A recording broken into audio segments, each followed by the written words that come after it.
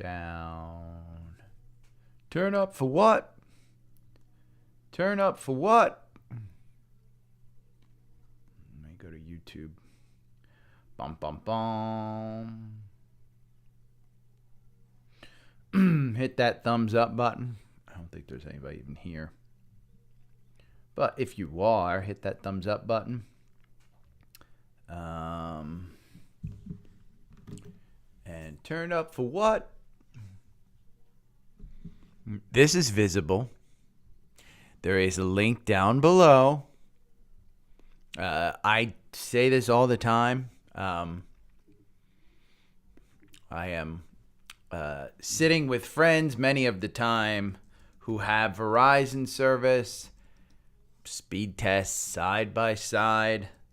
We literally get the same, if not, I'm usually getting better speeds. Click on the link below, bring your own phone, get a new phone. Super simple to port your number over, but it's $30 a month. Here, check out our plans. They only have 2 plans. There you go. Welcome standard. Oh, look at that. They even reduced the price. $35 a month. That's normally $40. This is $25 a month.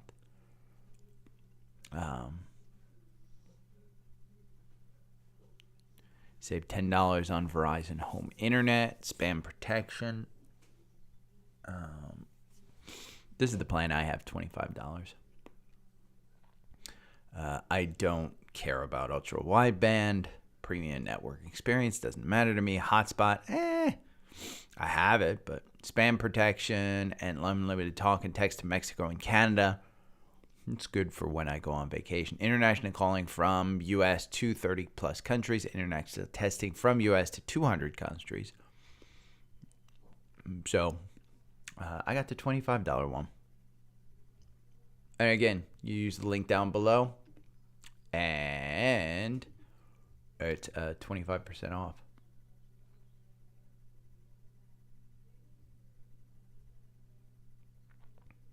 Oh, did I not change? I didn't change the damn.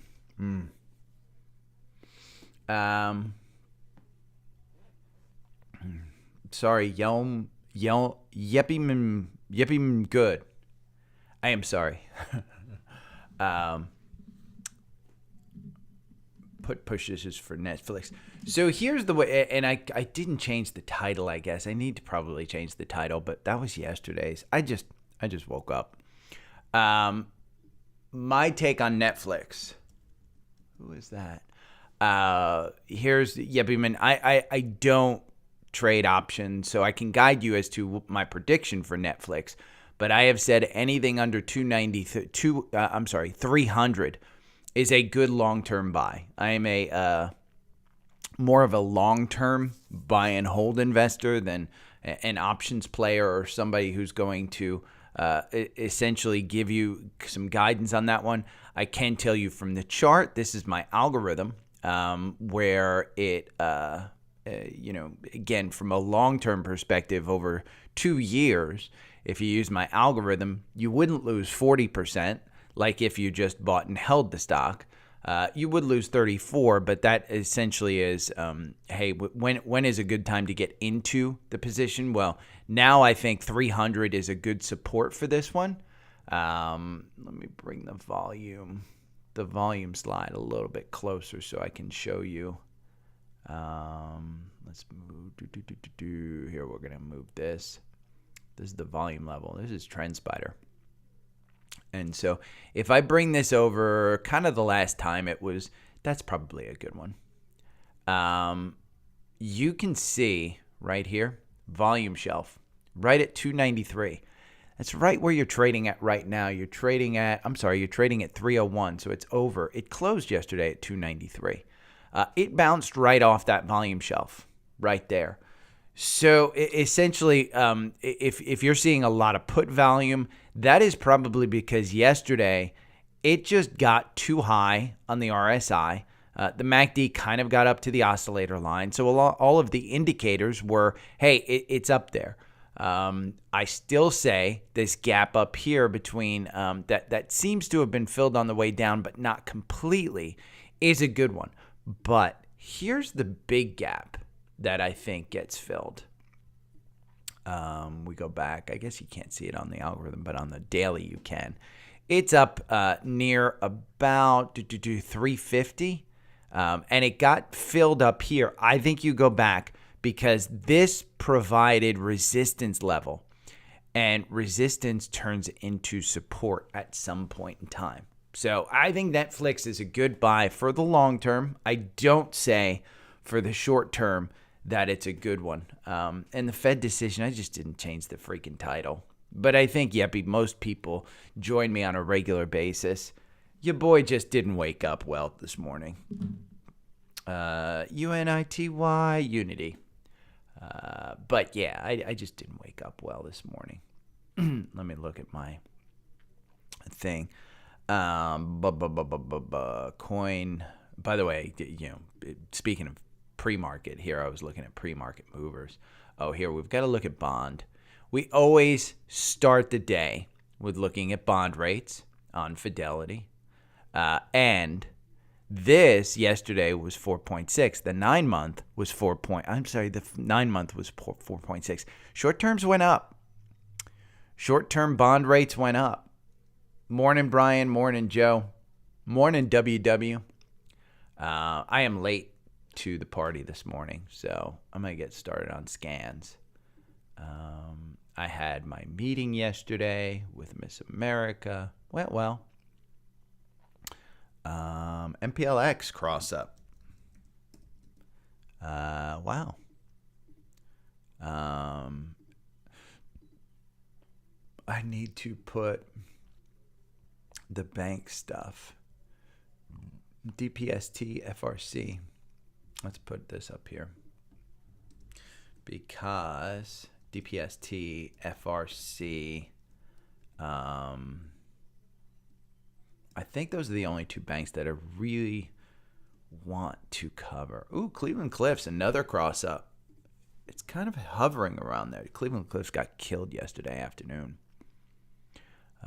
But it got a good cross up at 1785. Ooh, really? I'll put PXD upgrade. Let's see. Let's see, PXD. Upgrade Citigroup. 210 price target. I'll put that up there. PXD upgrade to 210. Your boy bought it at 208. The average target price, though, is 262. 262. Here is the Morningstar analyst report. Here's a Motley Fool article. 3 top energy stocks to buy before the market picks up again. PXD is included in that. Oil price remains favorable. 3 Permian explorers to gain. 11 crews. I mean, there's a lot of coverage on PXD. This is pretty big too. 2 buys at 250 and 247. Not huge from a director. He bought $150,000 worth. But you know what? when anybody's buying insider stock, it's a good thing. Morning, Sherry. So in our core portfolio, MPLX crossed up. Shell and UCO in the energy names.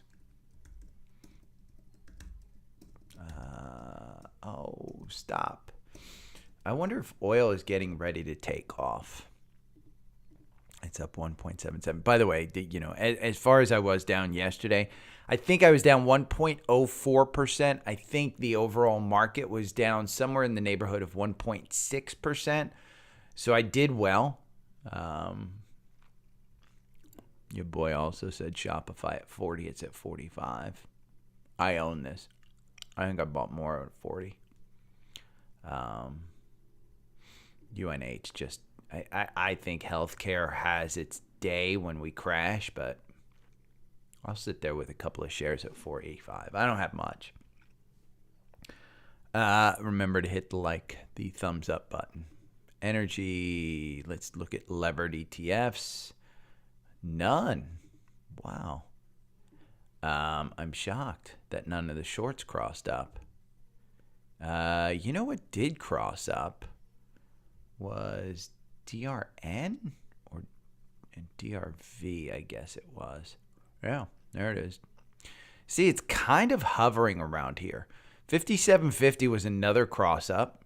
The RSI is just too high. I mean, you see it here at 52.52. I said the RSI was a little high at 62. Right now, the RSI is at $70. This is the real estate bear. And I think it's got more legs. Honest to God, I think it's got more legs. It is at 59.44 in pre-market. I do need to bring that text up. Hold on. I'm going to delete that.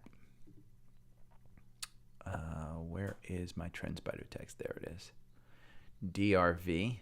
I will post this in the notes. We'll post that in the notes. Okay, so low cost levered ETFs. I'm going to look at these. I want to look at these because I'm not sure. DRN, TQQQ. TQQQ is up 3% in the pre-market. That's really good.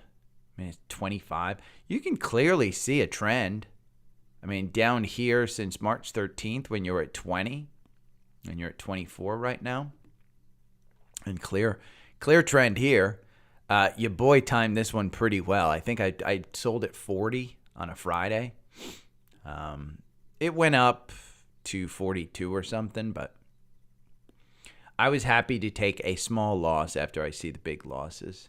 UPRO, we talked about this one, I think at 32. Hold on, let's go to the strategy tester. It crossed up earlier this week.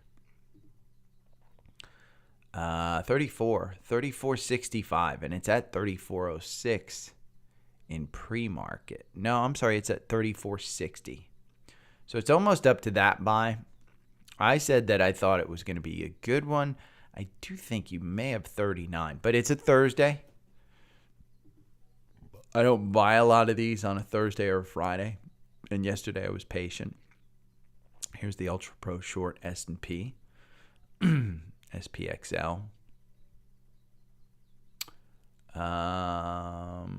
Here is DPST, which we had a cross up at $8.90, and it's at $8.08. FAS, which is up 1.58%. This is the bull financials. We had this buy at 57. You're trading at 54. HIBS. This is the short beta bear. HIBL, which is the long bull.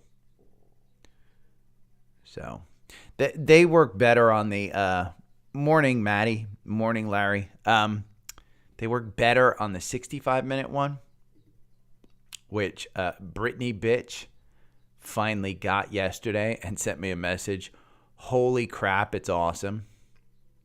So if you're interested in TrendSpider, I told him, I said, happy birthday. You now have access to what other people don't.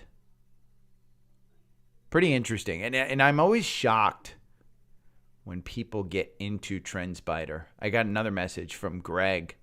I think I was going to make it anonymous, but it was Greg, who's just wrote to me. And he's had TrendSpider all the way since last year. I mean, for quite a while.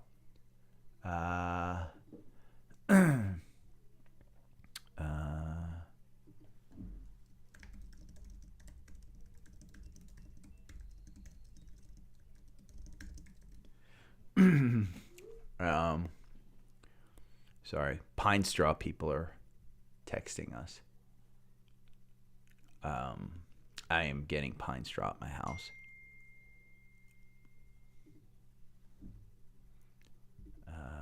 Tap back. Thumbs up. Boom. I guess because I have that silent. I am on Do Not Disturb. I don't know why. I'm waiting for spider sectors to scan. Oh, come on. We're going to reload Trend Spider. It is taking a long ass time since I switched back to the, sometimes this happens with Trend Spider. It's a web-based program, so sometimes it gets a little funky. Cloud-based systems are not. I have not set up the sidebar, Brandon. I need to do that. I was a little bit busy yesterday. Today I have some time. If I could show you guys my office, you would say, oh my God, minimalism, what the hell? I've got stacks of papers, just stacks of papers on my left, on my right. Well, it comes from doing taxes. Your boy has write-offs. Okay, Schwab is trading 56 in the pre-market. I like that. There are a lot of people, by the way, who are doom and gloom in the market because of the, I mean, just log on to Twitter, man. There's a lot of doom and gloom based on, oh, my neighbor has Easter eggs out.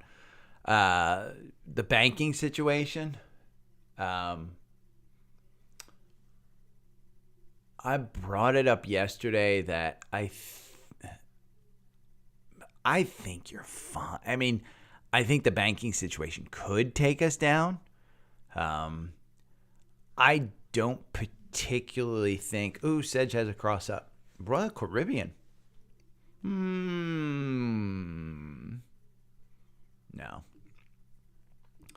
We talked about Sedge under 300. It's trading at 289. Enphase, which has just been hammered. I mean, this one year to date. What did I want to do year to date? I forget what I was going to look at year to date. I was going to look at a couple of stocks. Oh, you know what I was going to do here? I'm going to set it up. Let me look at ARC Holdings. I'm going to look at Tesla. And we're going to chart this against, we'll leave the S&P in there, GM and Ford. And you know what? We'll put NEO in there. What about XPEV? Maybe we'll put those in there. Okay. Let's look at these. I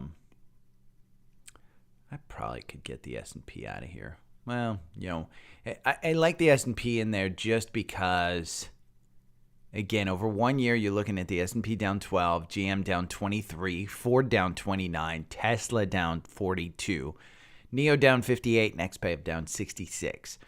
That is your ranking for 1 year. Year to date, it's a bigger. I mean, look at Tesla versus all of those. And they're all car companies. So I think I'll leave that one in there because I do.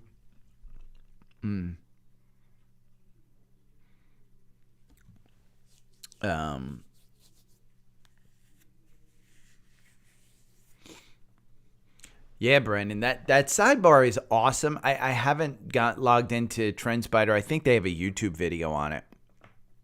And for anybody wondering, let me see. You can't see it on my screen. Just to the right of my head, here I can show you. No,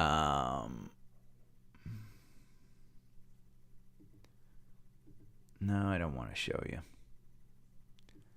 Because I'd probably have to, I have to mess with some stuff to show you. But just to the right of my head is a sidebar that shows your watch list, your alerts, your news on any of the stocks that you follow, analyst recommendations, seasonality, any notes that you have, any insider buys, sells, blah, blah, blah, your checklist of what to do, any strange option flows, a bot that you can launch to trade, and learning, questions. So it's kind of it's an interesting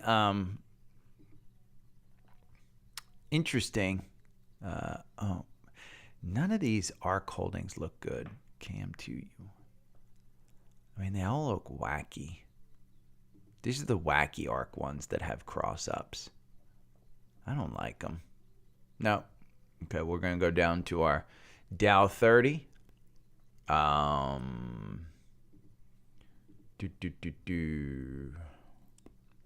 We got much smaller list today for bullish stuff. Remember to hit the thumbs up button. If you guys are watching, you just hit the thumbs up button. I in order for me to do it, I got to block out the chat. Move stuff down. One that we haven't talked about in a while is BOIL. And the reason being, it hasn't had a lot of the volatility that I like to trade with. Even though, I mean, it looks like it's volatility. This is $4 to $4.70. That was, Tuesday. Tuesday, it just shot up. Almost 20% in a day kind of thing. But it just, me in particular, UCO, I think oil tends to be a little bit better for the past week or so with volatility, and I'm more getting into UCO, SCO. I've been watching those through the day where I just kind of log in and look. Back to Safari. Nothing on the Dow 30 crossed up. Let's look at NASDAQ 100. I'd be shocked if there's a lot here. PCAR.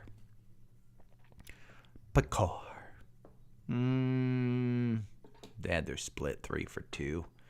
I'm not real familiar with them, so let's look up S&P 100. And I am not I don't cover small caps, the Russell, blah blah blah, but I looked at them the other day, and wow, that index was really hurt. Ford has a cross up. We'll bring that up. I don't think the Tesla has a cross up, but in fact, let's look at Tesla's chart. They are up 2% in the pre-market. They were really bouncing off that 200 level. That 200 level. You can see a gap right here between 198 and 201. It's covered. I mean, it's so small, it's nothing, but they do have some confirmation. Yesterday's afternoon candle was at 2.7% between 190 and 200. So crazy. There's the S&P 100. Let's look at the energy sector. I would look at the finance sector, but you get a ton of just tiny little stocks that I don't know anything about. Kind of like you do on the energy sector as well.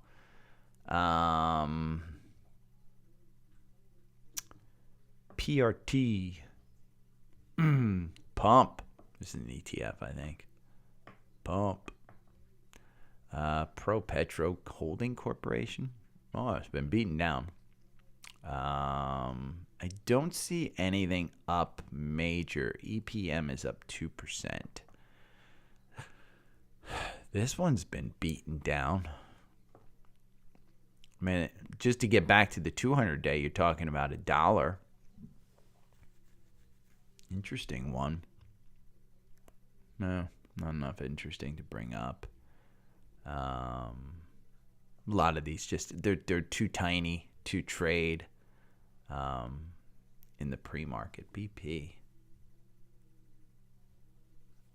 That's an interesting one.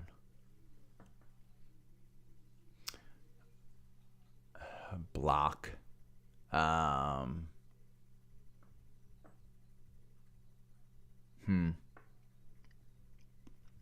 Interesting. Okay, let's go to SPY. SPY and QQQQ. I'm going to remove these. But it is interesting. Look at this. I mean, I drew these trend lines yesterday. 4-hour run. I drew these trend lines yesterday, and look at what provided the bottom. I mean, you know, if you could have drawn trend lines that provide you a good, I mean, I provided the exact support of the bottom yesterday, which was 392. God, I don't know what it is, but TrendSpider's been screwing up on this one lately. You're still in on this buy. This afternoon candle of 1.53%. You can see how big a candle compared to the rest of them that is. That's big. Okay. Remove all annotations. I want to look at RSP. I didn't change the damn title of this live stream, but RSP is an equal weighted. And I'm going to look up Seeking Alpha because I want to do another chart of RSP.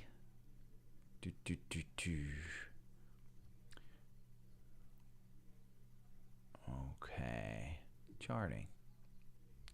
So RSP is an equal weighted, and what that is so it takes the S&P 500 and just buys the same amount of shares of each one.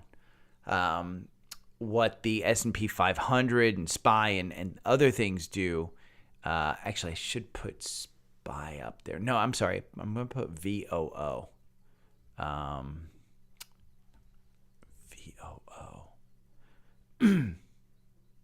Yeah.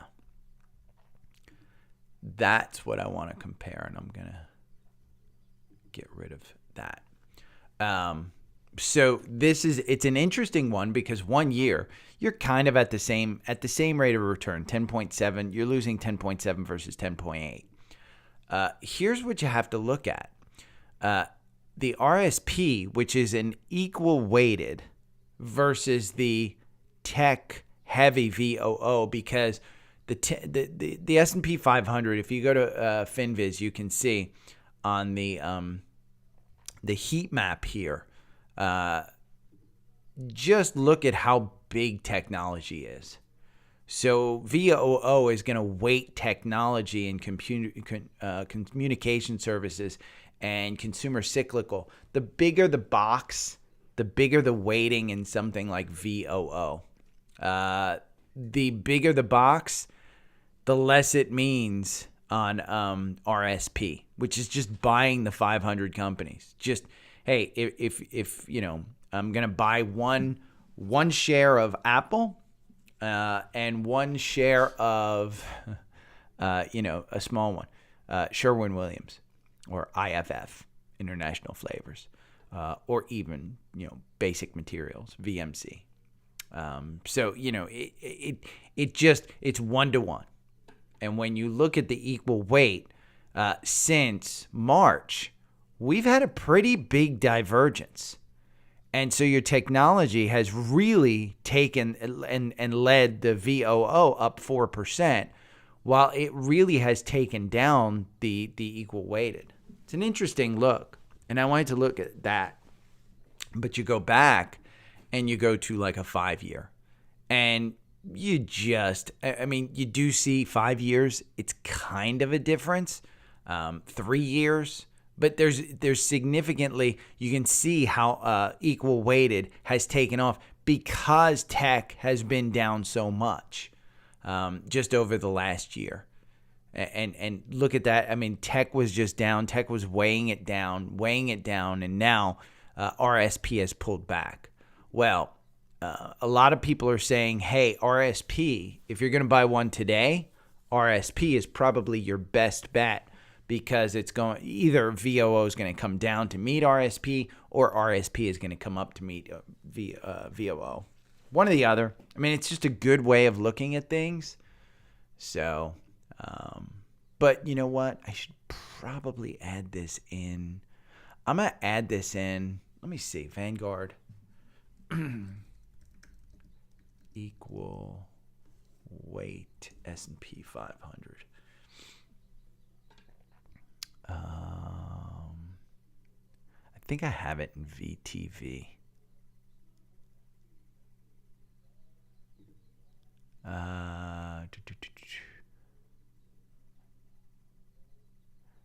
No.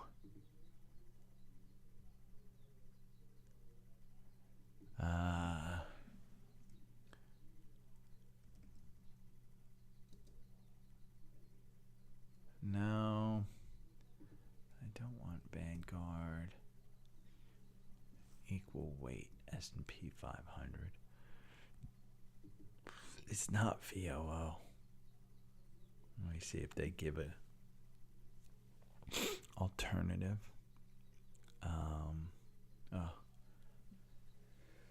Oh, your boy had oatmeal this morning too.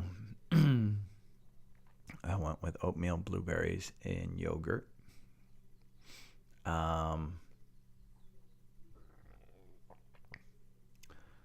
Let's see. Search.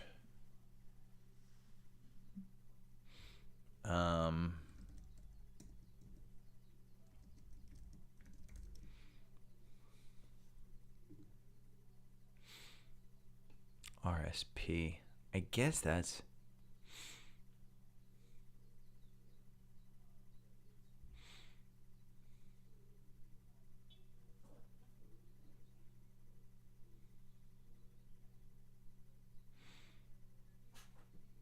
industrials, financials. I mean, you can buy equal weighted of most things.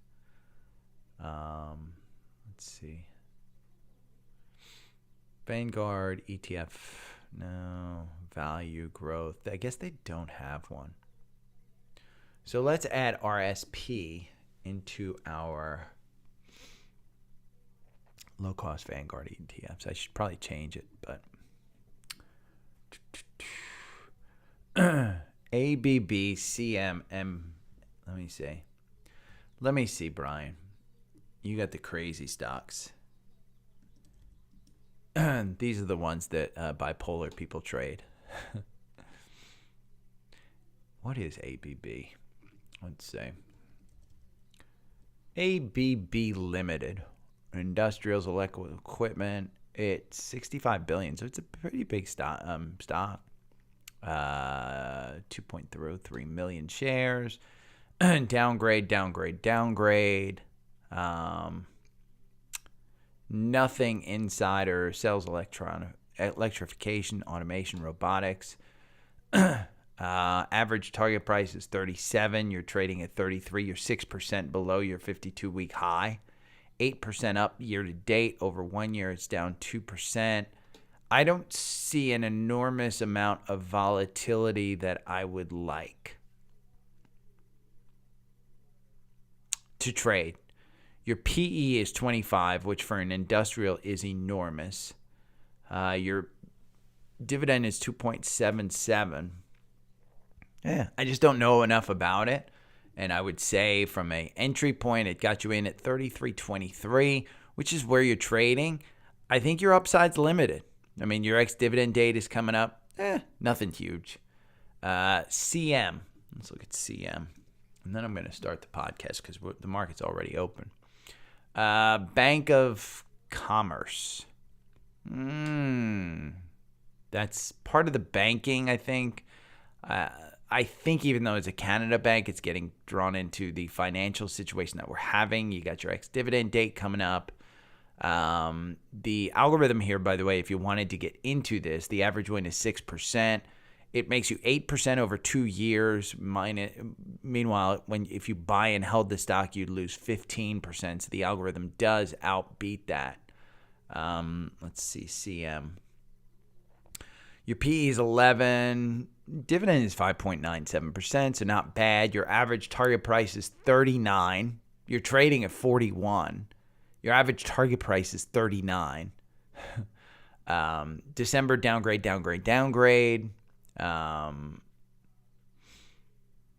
Here's a thing about oil from Bloomberg that includes it. Target price was just updated. I don't see any insiders. Doesn't interest me all that much. I think you're dealing with some tax situations too. And then MED, which is MetaFast. Kind of a sinking ship, it looks like, but 101, you're coming up on your ex-dividend date. The algorithm loses you 55%. Buying and holding the stock loses you 54%. So the algorithm's kind of right on. Wow. Average win is 5.66. PE of 7. Dividend of 6.55. So good dividend. But the reason they're paying the dividend is because they're just sinking. Down 13% year to date. How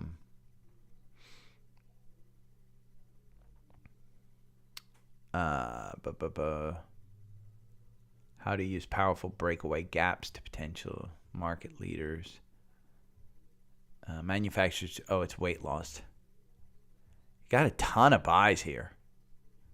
Not for a ton of money. This one sticks out as the director, Jeffrey Brown, but probably about almost $600,000 worth, it looks like, back in November and August at about 105, between 105 and 126.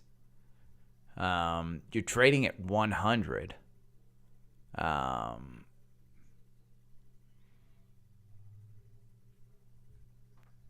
If they could, what interests me about this one is the Novo Nordisk, Wegovy, I think is what it's called.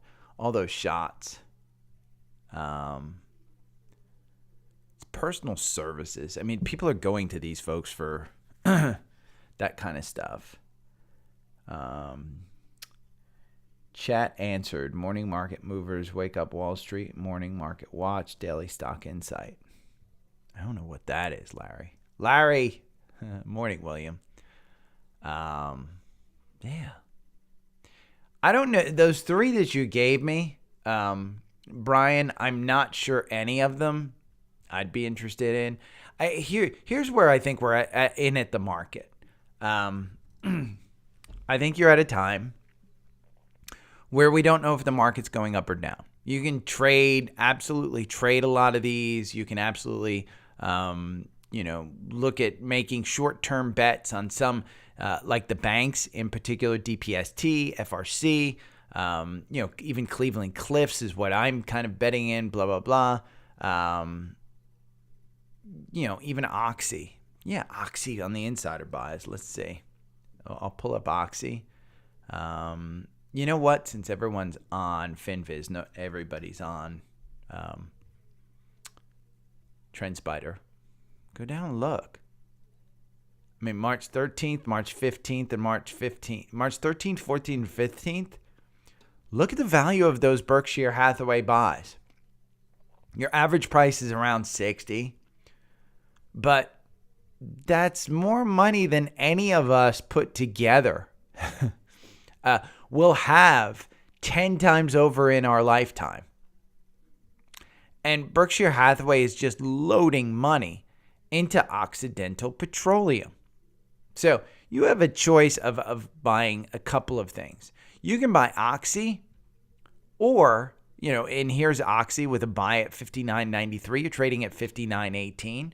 Or if you think Oxy's just too expensive and you don't want to buy into it, BRK.B. Just buy Berkshire. Sherry buys Berkshire all the time, she says. I am slightly concerned about this gap down here at 291, but that's it. If you are, going to 10 years from now, oh my God, I wish I would have bought at 291 instead of 300. I guarantee you, if you pass it up, you ain't going to buy it at 291. You're going to miss it. Because all of us have a new a job. Well, I shouldn't say that. All of you have jobs. You have distractions, kids, family. And you just don't do it. I myself don't have a job. I don't have a family. I have nothing, and I forget. So, again, if you think you're going to buy Oxy, but you're a little bit nervous about the name because it's expensive. I mean, the PE is 4. The forward PE is 9. That means they have to grow their earnings significantly to justify the valuation above what their guidance is. Year to date, they're down 6%. Average target price is only 73. You're at 56. Evercore, February 10, they brought their target price down to 60. The average target is 73. So Buffett believes in it. And you know what? Buffett has more insight into that than any of us here. Your new name suggestions. I probably should change it, but yeah.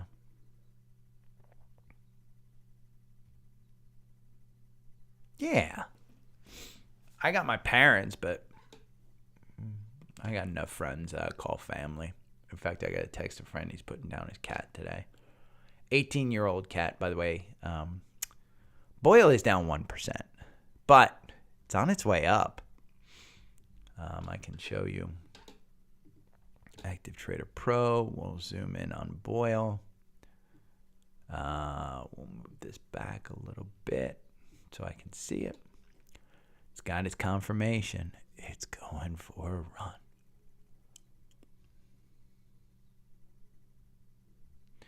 I guarantee you that's not the price for Bank of America. No. My Active Trader Pro is showing me Bank of America at 17. I was going to say, are you effing kidding me? Yeah. Square. I got to bring up Square.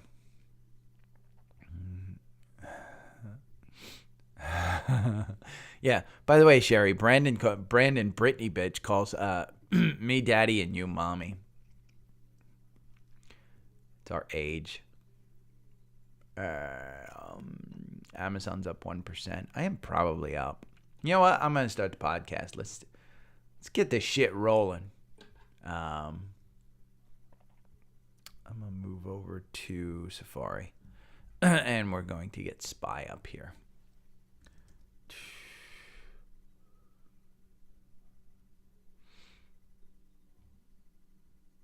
Yeah, I don't mind. I don't think any of those stocks are horrible, Brian. I just think one of my rules, and I don't put it as the top rule. The top rule is don't listen to a douche on the internet. So take this advice or suggestion for what it's worth.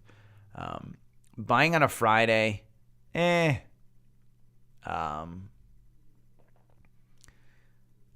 there's a reason people make their dividend X date on Monday. And it's not anything other than we want to force you to buy on a Friday. And I think there's some danger to that. And that's, for instance, and I'll give you a good for instance, Devon Energy. You guys know I bought it for the dividend. PXD I bought for the dividend. These are stocks that I believe in long term. Their ex-dividend dates are usually Monday. If I would have bought it up here at 50, you're down at 45 the next Monday. So there are certain stocks that, you can buy and sell around the dividend. But the dividend gets taken out of the stock price, so you have to believe in the stock. So when I go and look at the fundamentals, that's where I'm kind of like, I don't know the business.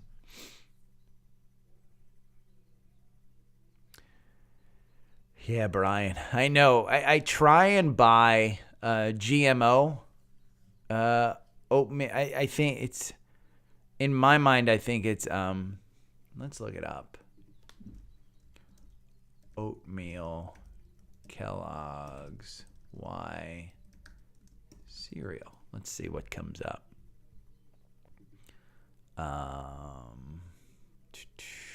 It's all ads, all ads, all ads. Let me see.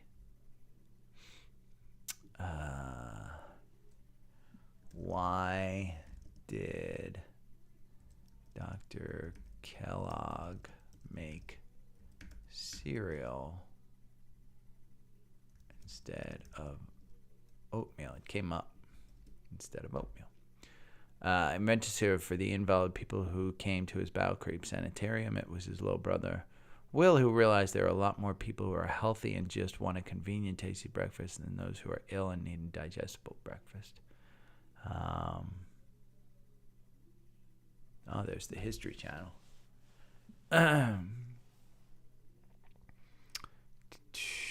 Oh, God. Okay. It's inappropriate. Brian, douche. I'm not bringing that stuff up here. We're not going into that.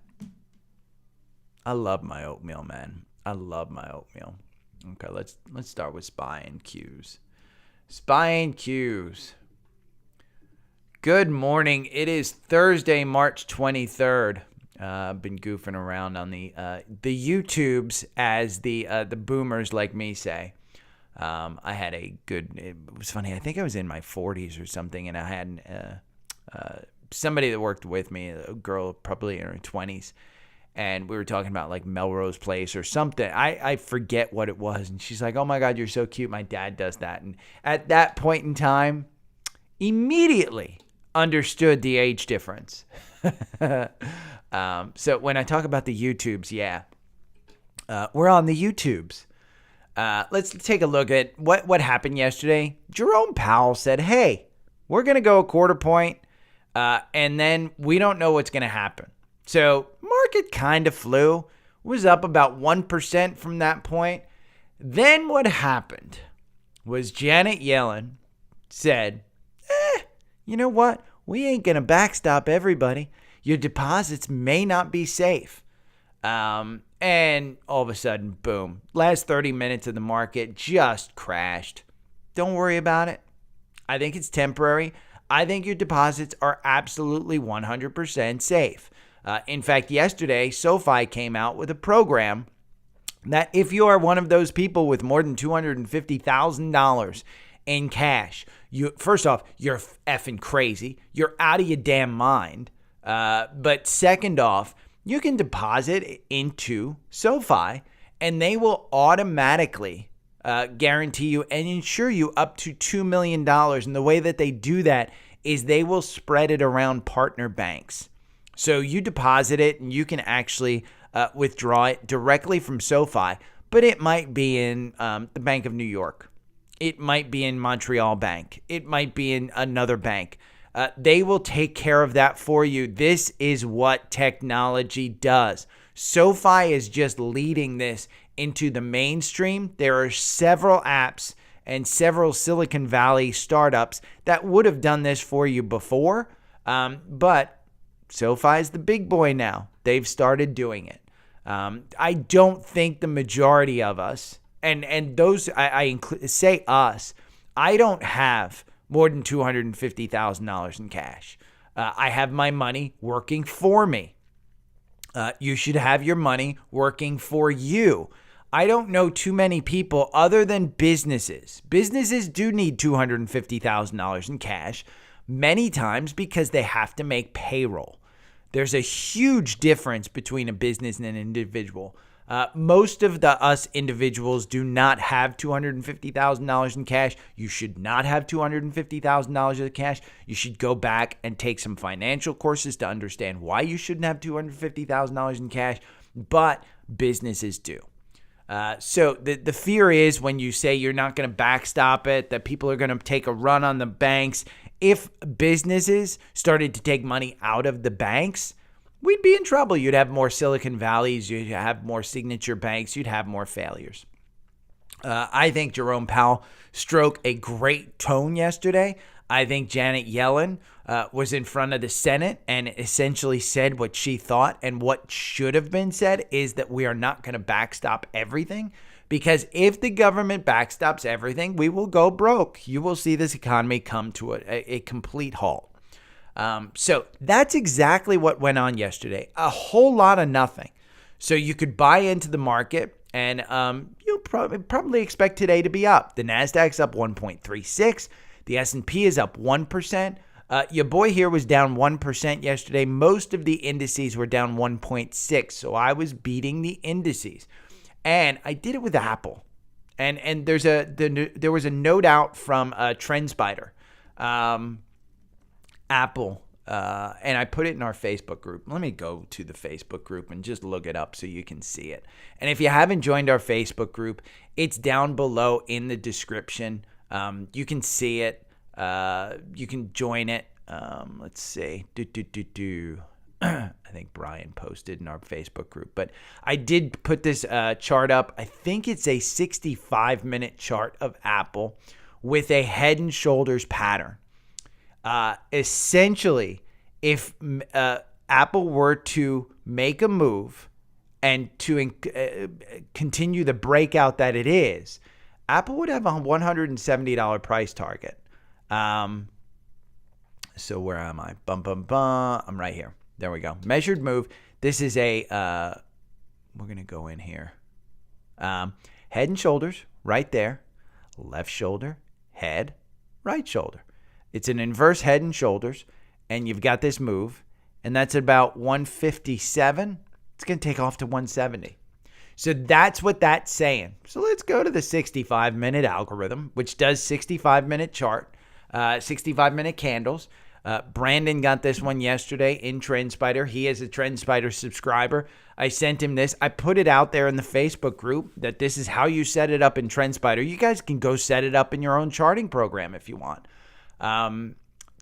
He basically said, wow. Now here's Apple. The 65-minute candle gets you out with a 1.67% gain. Apple is not a super volatile stock, so this isn't one that I would necessarily quote unquote day trade. But you're at 159. You're up 1% today at 159. I've said if you can get this in the 150s, I think you're okay. If you can get it in the 140s, you're doing really well. If you can get this in the 130s, you've reached probably super status. If you get this in the 120s, it's absolute legend status. From this point forward, these guys are just absolutely killing it. They're making moves in India. They're moving their some of their production out.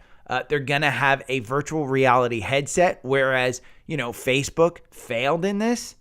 I think TrendSpider is going to do pretty well in this.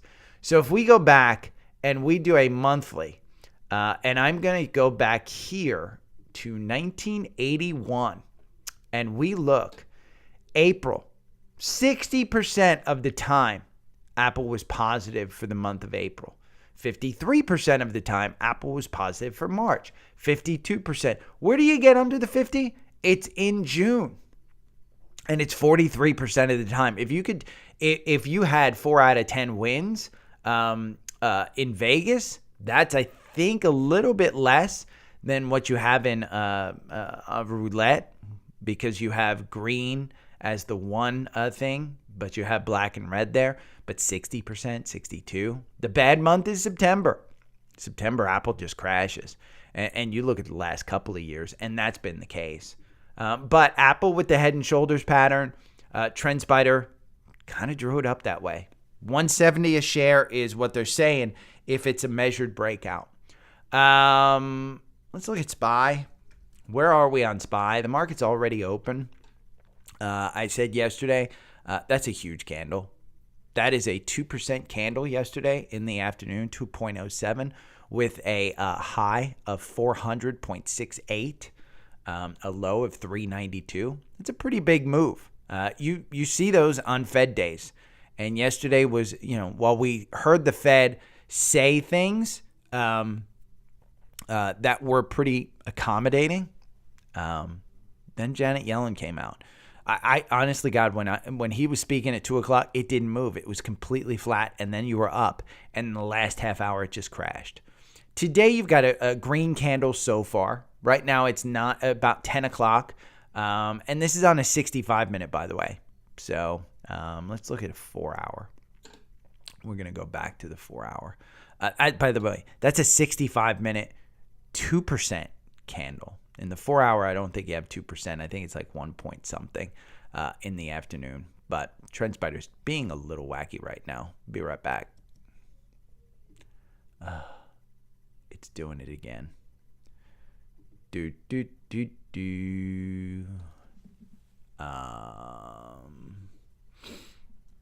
Let's get back in here. We'll go to the 4-hour algorithm. There's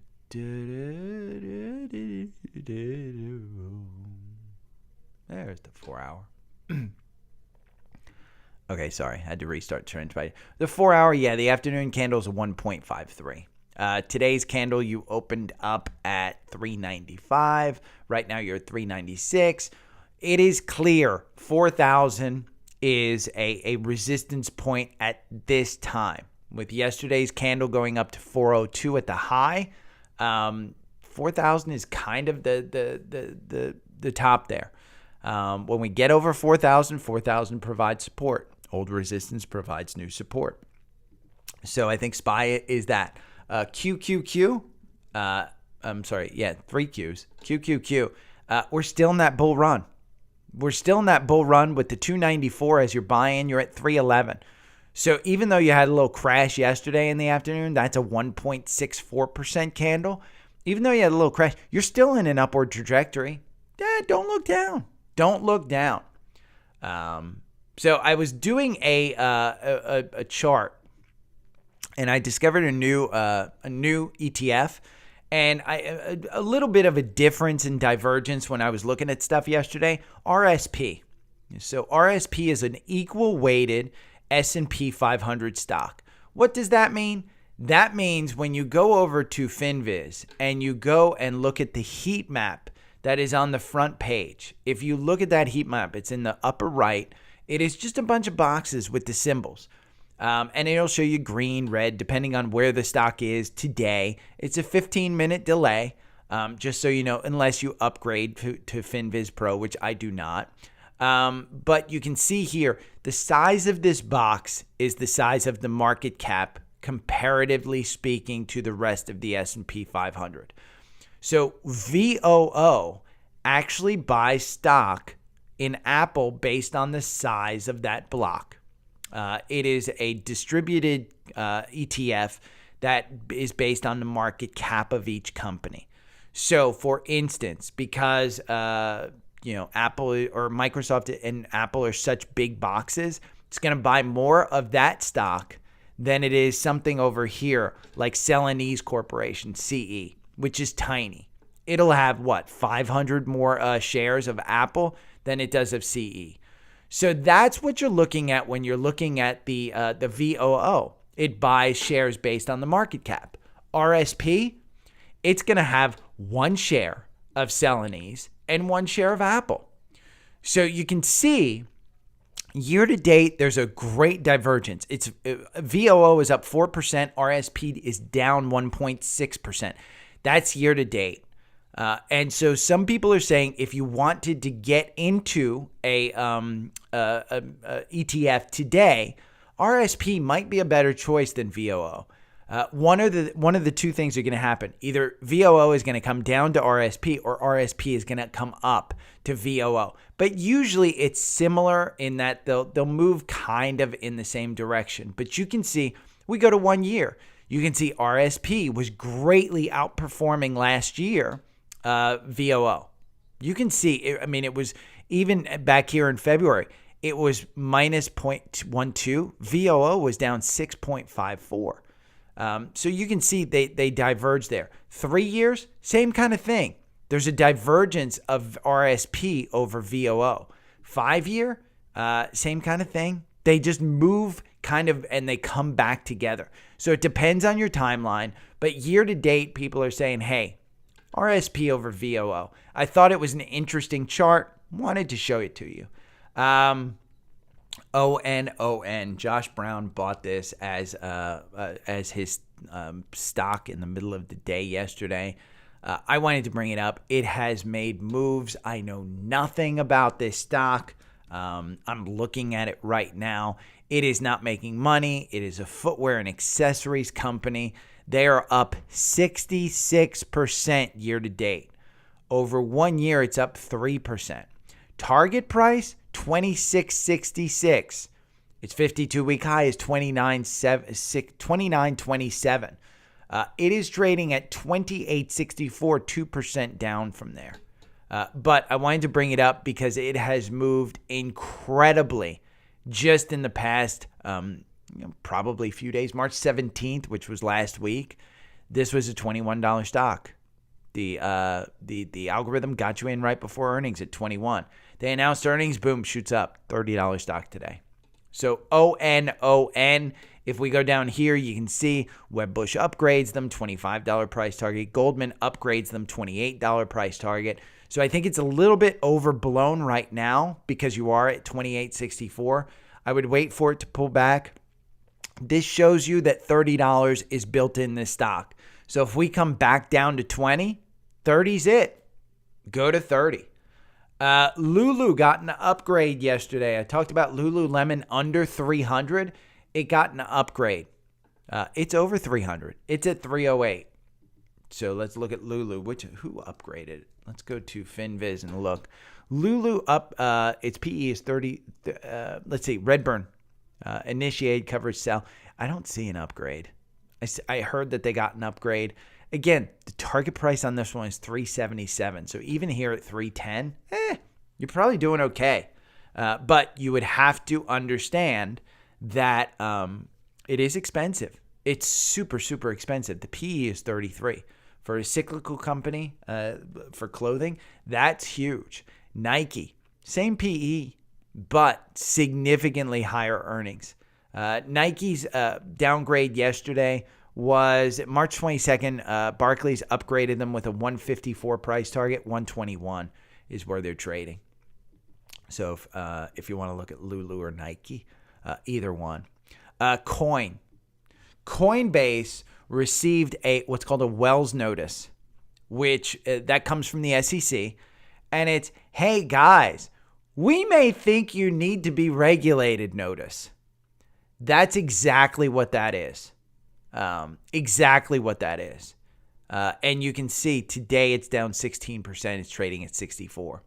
A lot of the other crypto stuff is trading down in the same realm, just because when one gets a Wells notice, typically others get Wells notices, and perhaps the SEC is finally starting to crack down on some of the crypto stuff, because with inflation, we talked about it yesterday, Balaji, $2 million bet that Bitcoin will be $1 million within 90 days because of hyperinflation here in the U.S.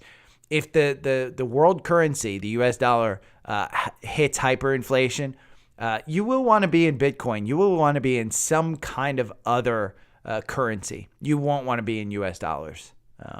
Stock, you'll probably get killed on that as well, because all of these companies have their money in cash in the U.S. dollars. Let's take a look. Hindenburg Research. They identified a short position in the company known as Block, which still has their symbol as SQ. This one is down 17%. The one thing I know about Hindenburg Research, they are phenomenally good at identifying fakes, identifying just bad actors, bad situations. I don't think Square is one of them. Hindenburg Research said Square is the Wild West with just looking at the other way at regulation, and they allow bad actors. It is down 17%. I think if you get this under 60, I think you're doing well. It is expensive. Understand that if half of what Hindenburg says is true, you could be in for big trouble. Your boy owns about 20 grand of this one with an average purchase price around 90, 100. I have no idea. I've given up.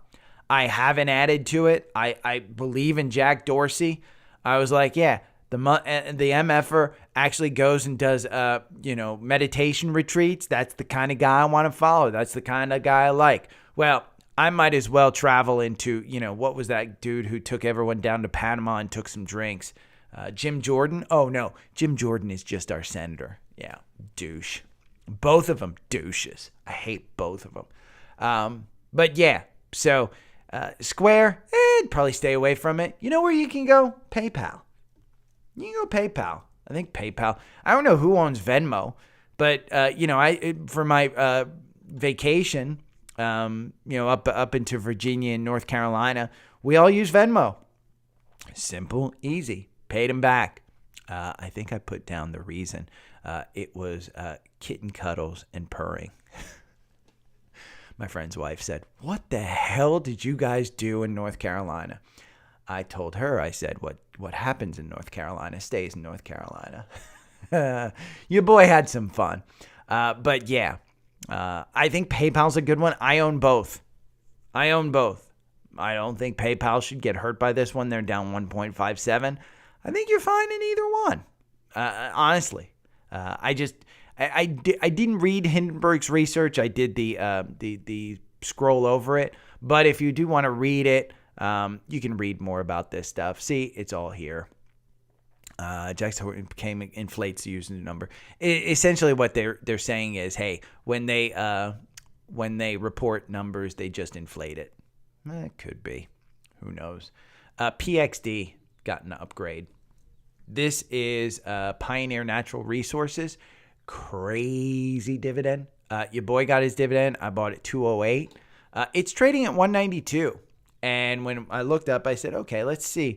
Who did the research? Who did the upgrade? Well, the target price is 262.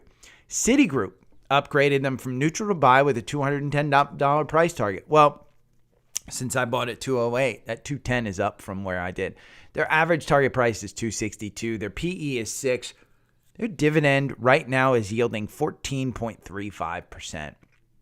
They have said as long as oil stays over $50, I think it was a $5 dividend. If it goes over $80, it's a 10% dividend.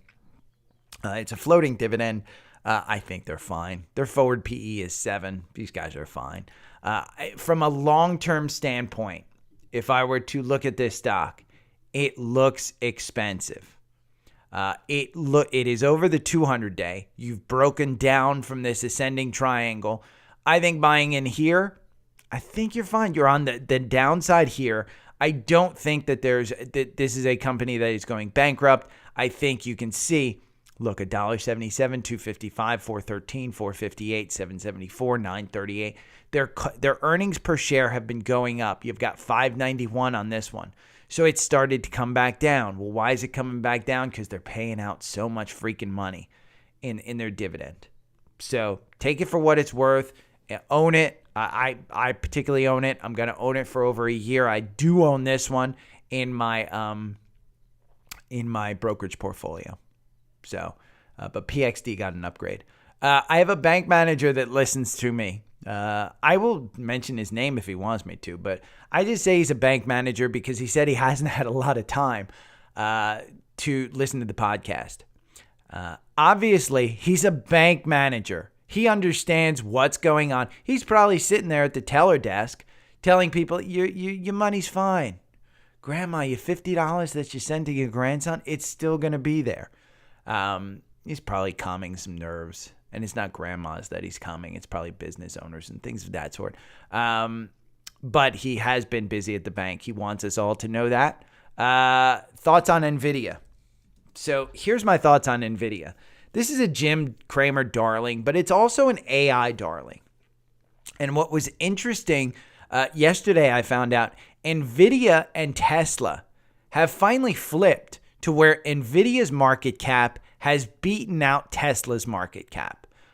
This has been in a absolutely legendary run from January. January, this was 147. You're at 272. That's almost 100% gain. It got you out, 40% gain right before earnings. I don't know anybody who would have gotten out. It had the button hook. I thought it may have gotten down to 140. If you took your profits there, kudos to you. But it got you right back in. And you're in that run. Got you right back in at about 228. And you're running all the way up to 272. I have not gotten into this. This RSI is just too high for me. It's at 72. The actual PE of this company is 152. The forward PE is 44. They have a slight dividend. It's 0.06. That's like giving you like a penny in change. What do you do with the penny in change? You freaking put it in that little donation box. So it's a useless dividend. Year to date, they're up 86%. Over 1 year, they're only up 3% over 1 year. If you were to look at this chart from a long-term perspective, we'll go to weekly. It just bounced off the 200-day. And that's essentially what it did. The 50-day is starting to turn positive. That's good news. What happens when the 50-day turns positive? Well, here, you were at $46 per share. It started to turn positive. Then you had COVID, and you came down to $45 per share. Then it was off to the races. Well, you've just had a pullback. You came from 343 down to 115, and you're back to 272. This right here is the top, 346. I think you're going back there. Are you going to have a bump along the way? Quite possibly. You might come down here to 207. You might come down to 250. You might come down to 225, which is the 9-day. You are so far above. I am not touching this stock right now.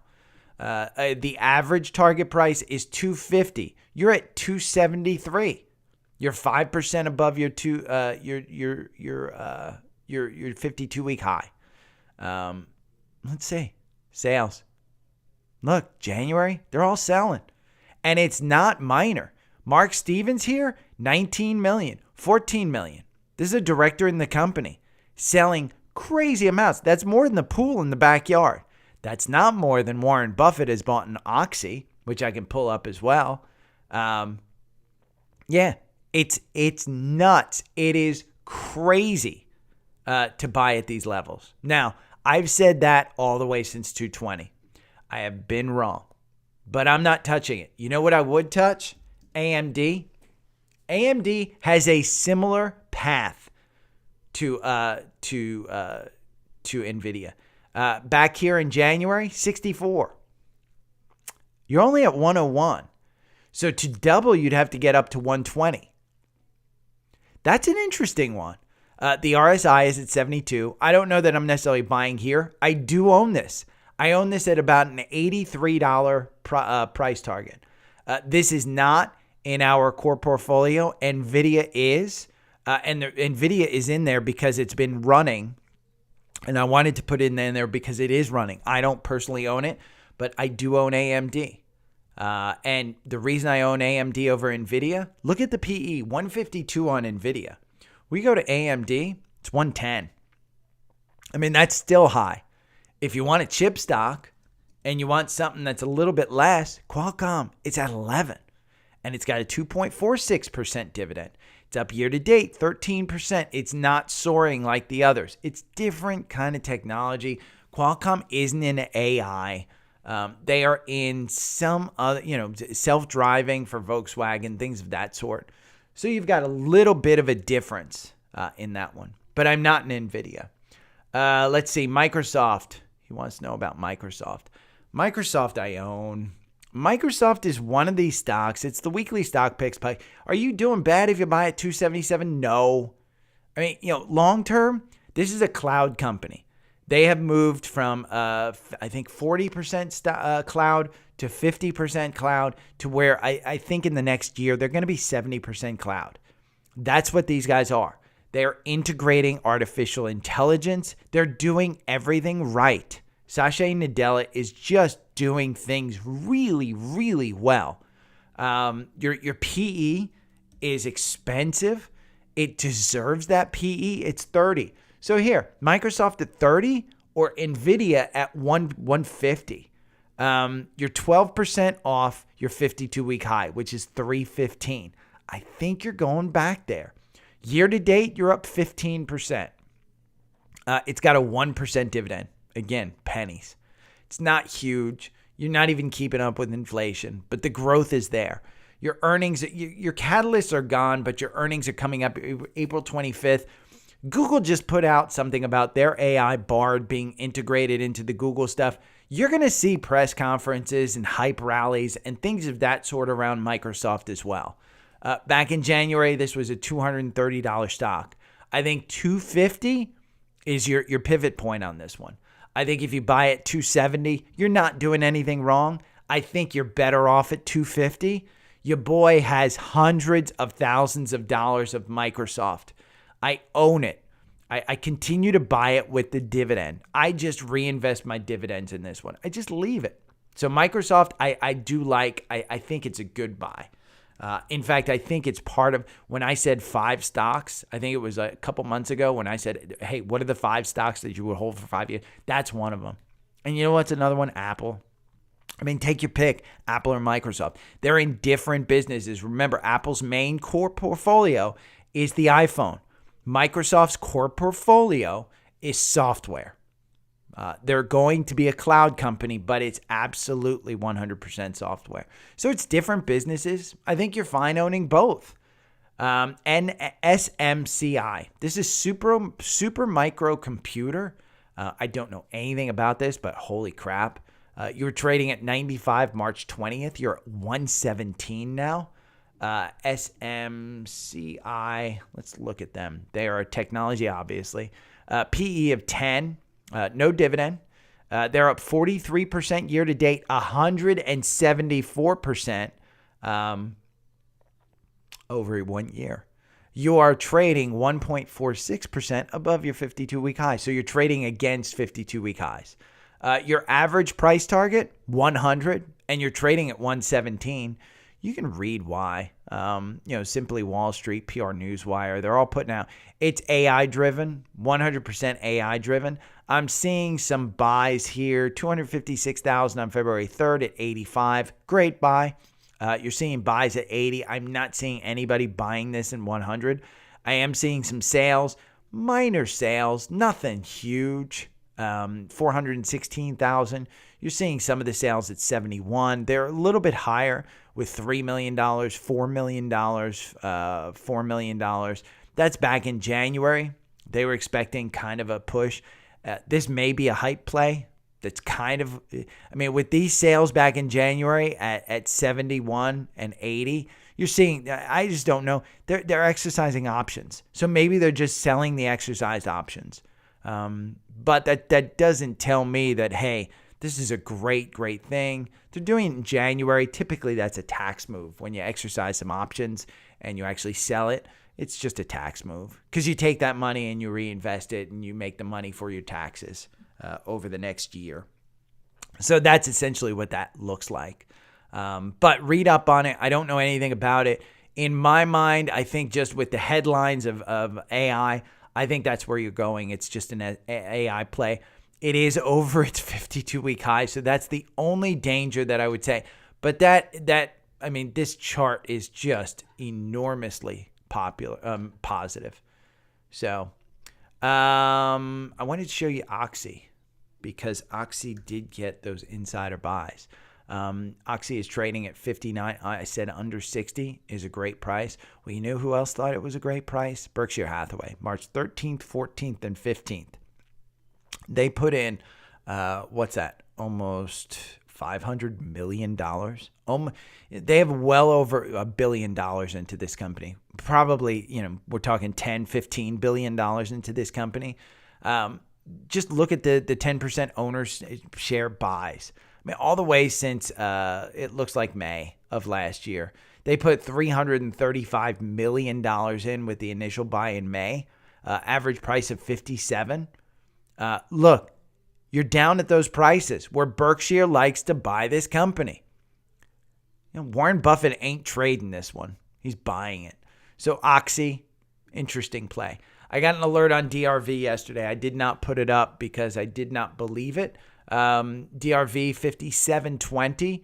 You're at 58.83. This is a real estate bear. So it is bear. You're up today in the market.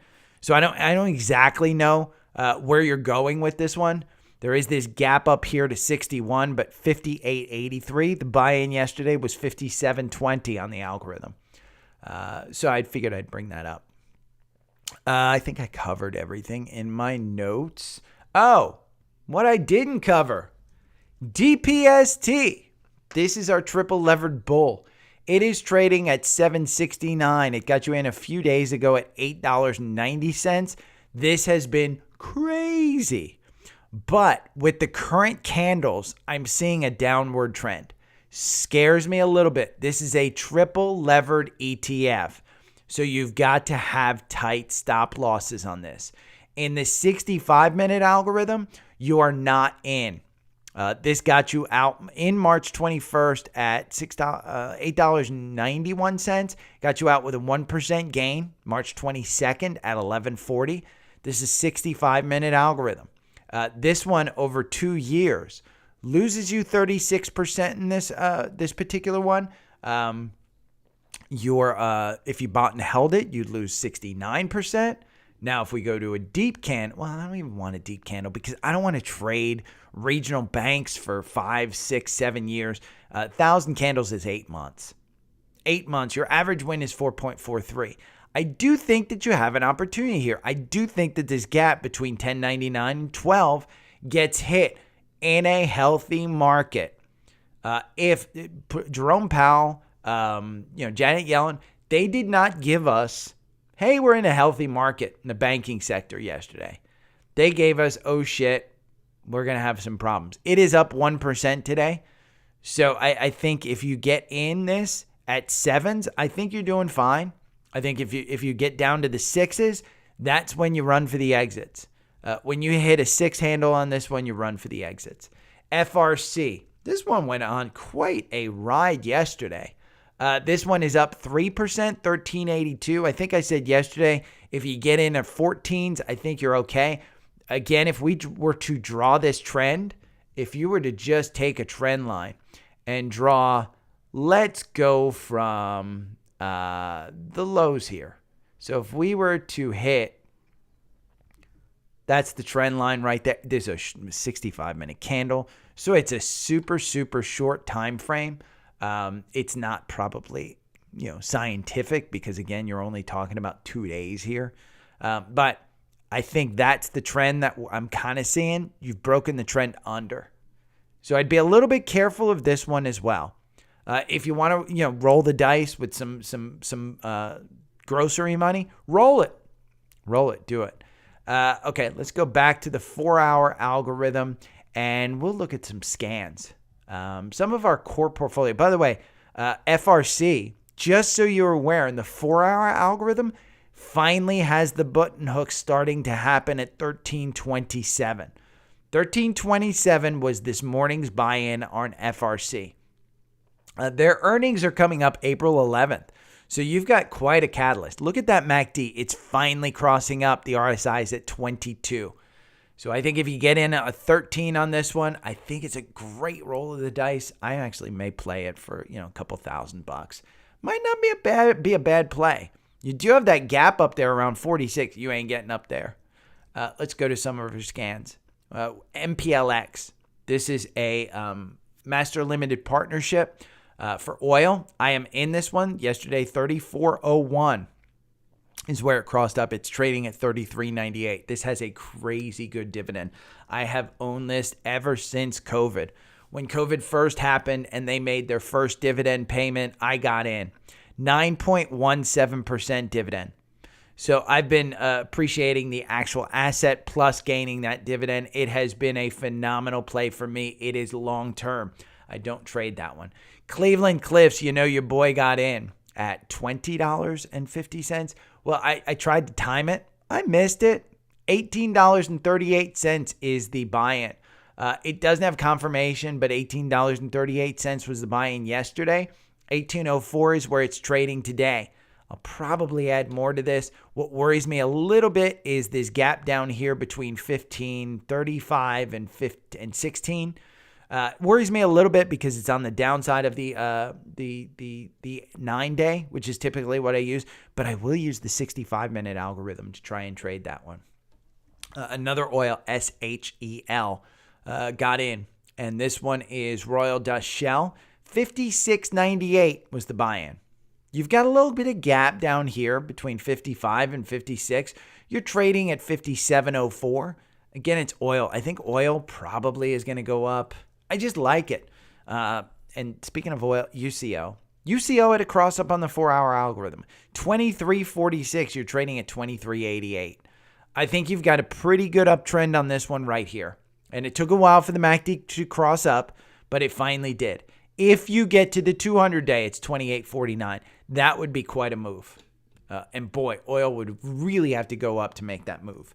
I talk about SEDG, Solar Edge Technology. SEDG is one I like to trade under 300.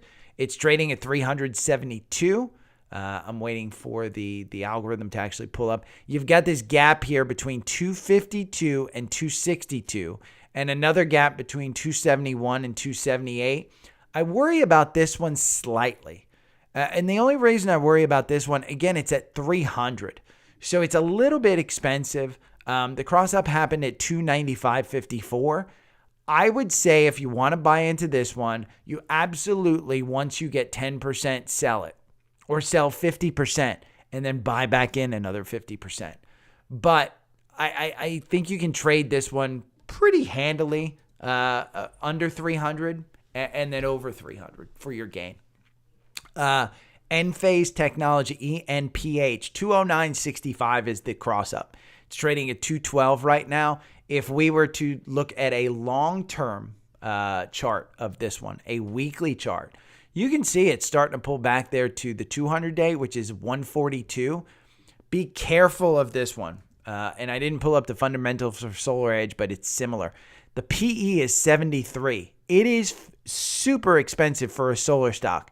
Over 1 year, you're up 12%. Year to date, you're down 20%. That plunge right there is because I think there's going to be some type of, hey, we're going to cut spending on renewables. And I think that's coming from the administration. I think with the spending stuff, I think you're just going to get some type of cut in spending. And I think that the solar and the renewables and the Inflation Reduction Act, I think that's where you're going to see it. I just have a feeling that that's where the Republicans are going. Ford, 1176 is the buy-in on the algorithm.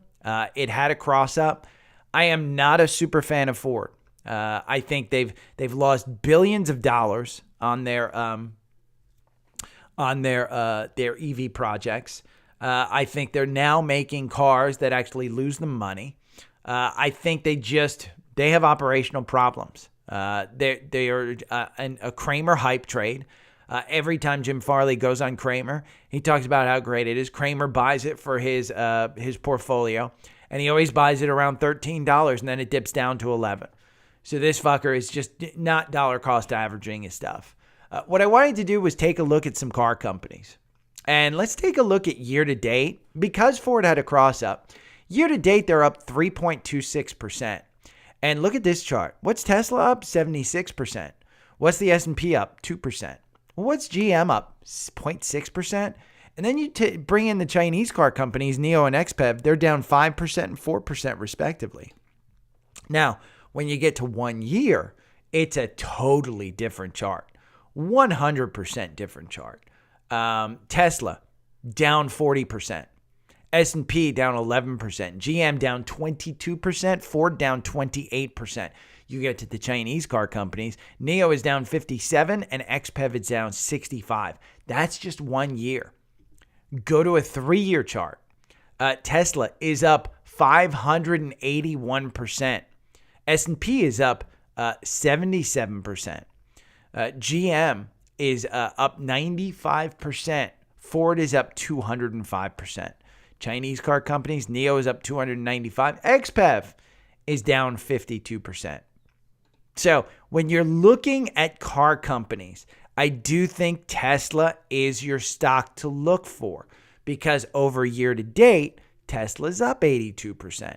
In a 6-month period, Tesla is down 28%.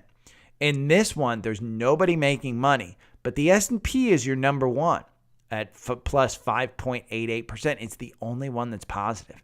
Ford is right there on the 0% line, 0.66. It's under 1%. If you go to 1 month, you can clearly see that XPEV is the one returning 10%. So it's all about timeline with this. That's what I wanted to bring up with Ford. That's what I want to end this episode with. It's all about timeline. What's your time horizon? Some people message me a lot. How do you stay so patient? Well, look, I've got long-term, 52 years of age here. I didn't start when I was 1. Probably 40 years of investing or being interested in money, I should say. 12 to 15, I kind of started. Start your kids early. So that's the episode. Let's talk about sponsorships. Visible sponsor. If you're paying more than $30 for your phone bill, click on the link below. Please use the link below. Do not go to any other place other than the link below. It's on YouTube. Click the link below. You save $20 off your first phone bill. I was looking at the plans. Let's just go to visible.com. And you look at the plans. I think the plans are like $30 or something. Check out our plans. Get Visible for $25 a month or $35 a month. There you go. $35 a month. I'll save you $20. It'll get you down to $15. And by the way, if you go to this, it's $5 a month. And you get unlimited talk, text, and data, 5G nationwide coverage, unlimited mobile hotspot, spam protection, unlimited talk and text to Mexico and Canada.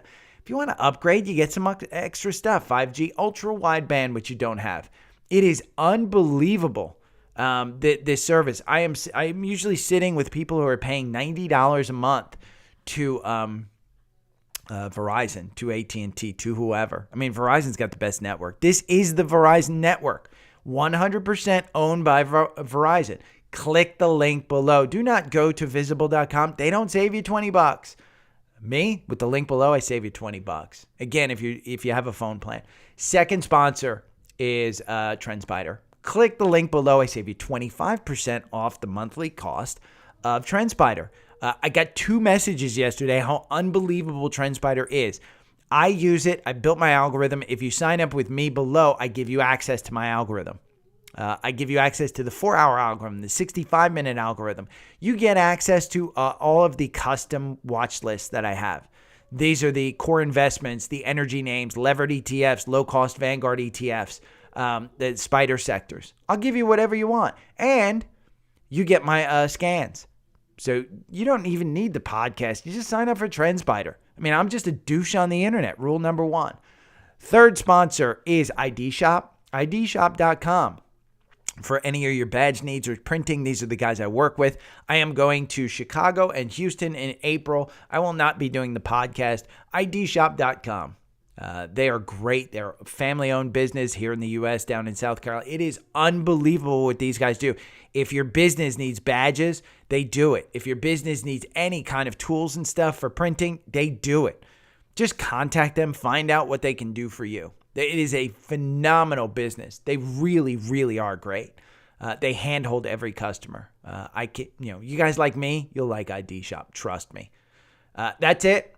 Take care. I will see you tomorrow with the Friday recap. Tomorrow will be the Friday recap. Boy, what a recap we have. Yeah, enjoy. Okay, share, export song to disk.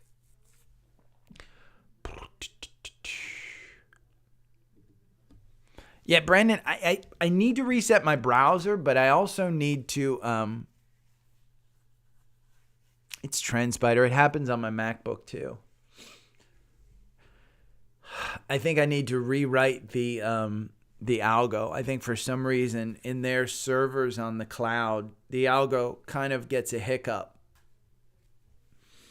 And boy, I'm up, I guess.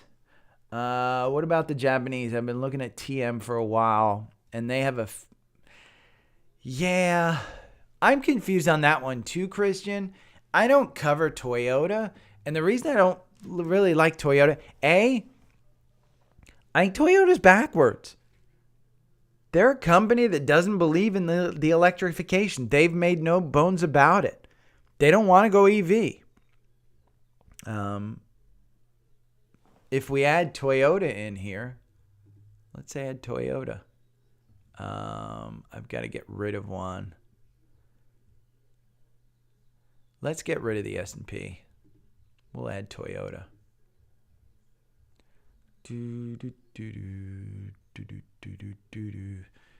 TM. Toyota. Compare. So year to date. Toyota is down 1.71. It's down here with all the other auto companies. Look at the difference. That's year to date. 6 months. TM is down 0.45. So it's kind of right there with Ford.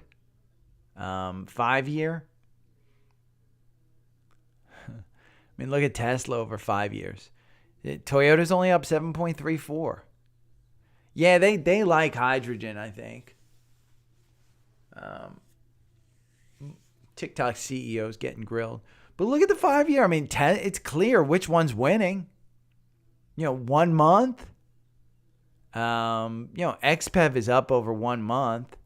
It's just because I think the Chinese they're in a pricing war, and I think they're going to back NIO and XPEV. 3 year. You can see up here, NIO took off and then just kind of dropped down. They're still up 296%. But you know what's winning? Is Tesla, 583%. So XPEV, which is winning now in the short term, is down 52% over 3 years. I think it just depends. Christian, my point was, it depends on your timeline. If you've got a 1 week timeline, this is 5 days. XPEV is up 18%. Tesla's up 11%. NIO is up 15%. Ford, 3%. GM, 3%. Toyota, 1%. It is super, super clear where Wall Street is putting their bets. It's on the electric car companies. And it's not on these GM made all of 60? Sold 60 in the last quarter? EVs? 60? Oh, Riot is up 15%. Yeah, but I think you took a hit yesterday, didn't you, Sherry?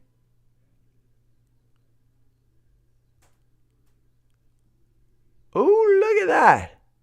Quite a candle in the afternoon. 10% period on Riot. Where's my girl Mara? Mara's not. It's up 8%.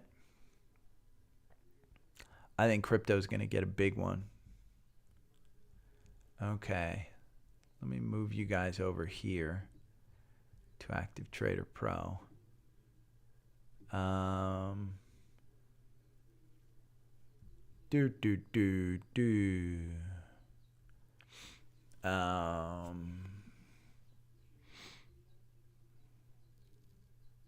Oh, Brian, you asked about coin.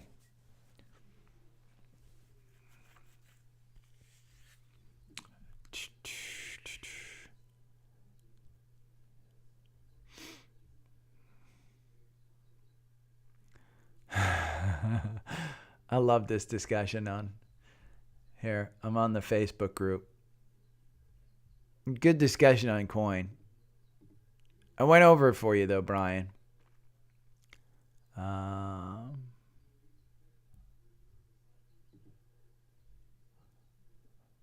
Who wrote to me? I probably should. I'll move that to Active Trader Pro.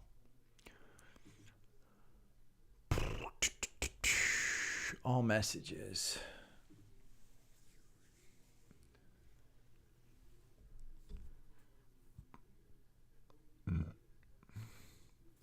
Okay, the bank manager that wrote to me, he wrote to me too.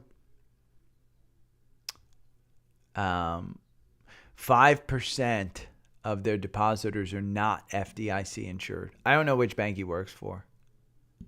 How do I translate this? Copy. Translate. Spanish to English. I think it's Spanish. No.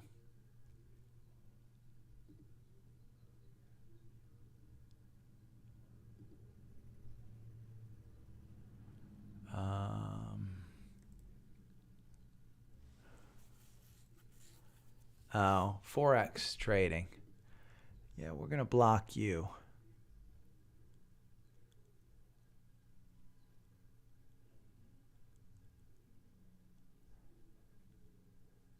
I don't know how to block you. Move to spam.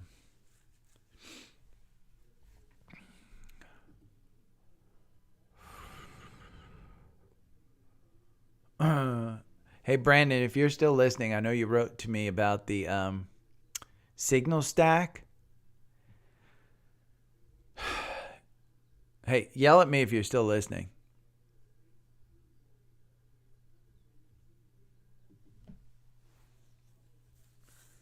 If not, I'll write to you back.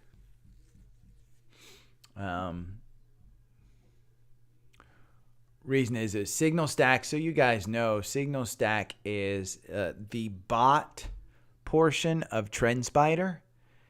It allows you to trade with bots.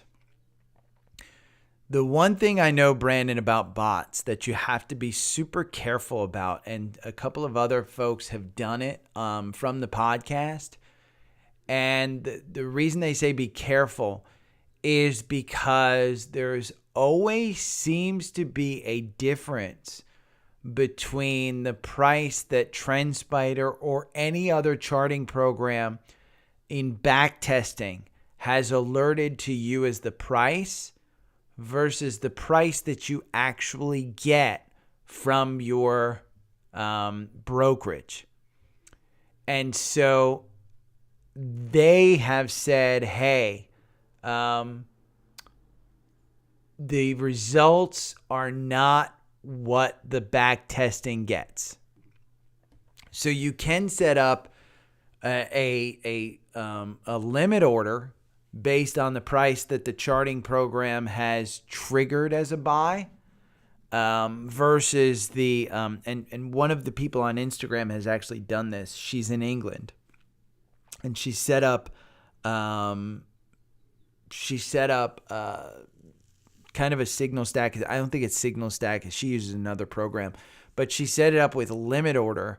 She said that only about 20% of her actual limit orders wind up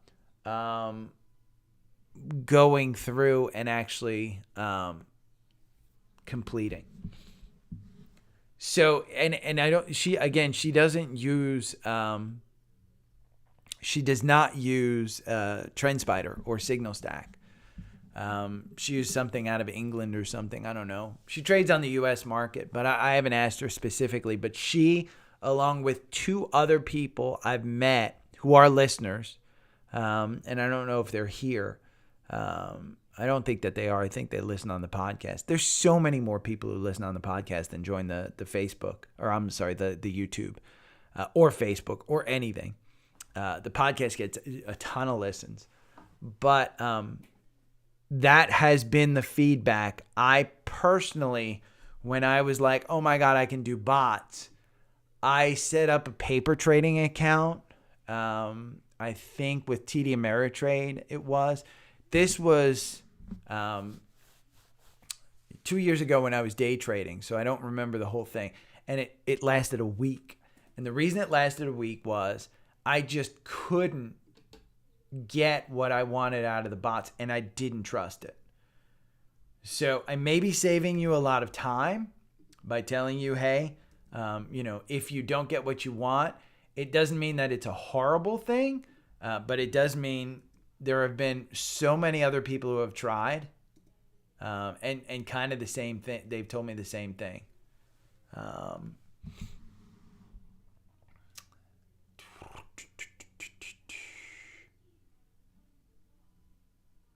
You know what should do? I should put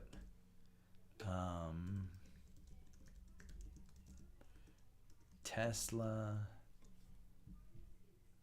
RSP.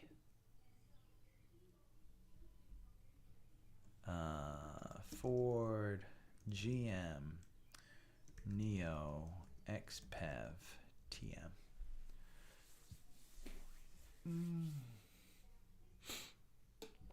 Okay, let's go over to, I'm not going to do any Twitter shit today. Even though, I mean, just to be completely transparent with you guys, it's funny. I think they paid me $5 yesterday for ads on the podcast, which, by the way, was a good day. So,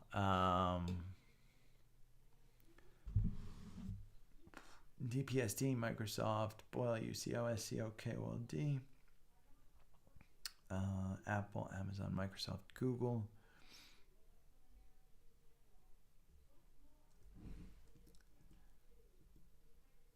Boy, I hate these senators who are talking about TikTok and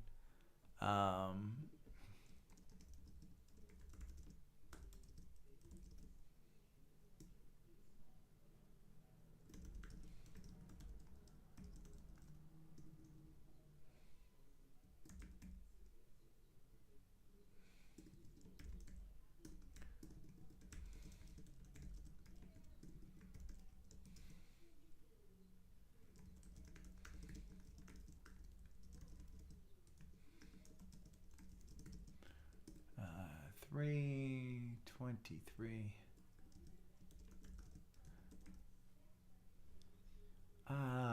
I think I'm gonna do.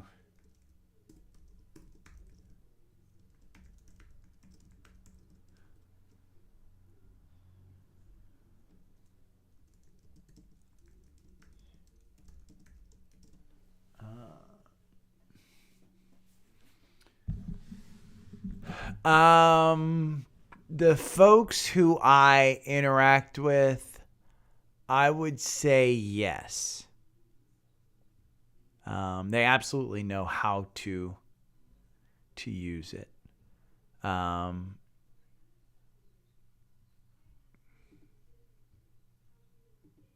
gonna put in just one tweet. I'll do it with Spotify later. I would say yes. Two of them are actually extremely good to the point where I think they actually know TrendSpider better than I do. There are two of them who actually, two folks who have developed their own backtesting algorithms that outperform my algorithm. So, and it depends on the stock. It depends on other stuff, but they've had some incredible gains that they've told me about. And I trust that they're not, BSing me. I think they're pretty upstanding people. So I would absolutely think that they know what they're doing. But do I know for sure? Nah. I mean, have I looked at their coding and stuff like, nah. I don't have enough time to do stuff like that. Not my thing. Let's put in SPY, QQQ, TQQQ, Tesla, GM, no.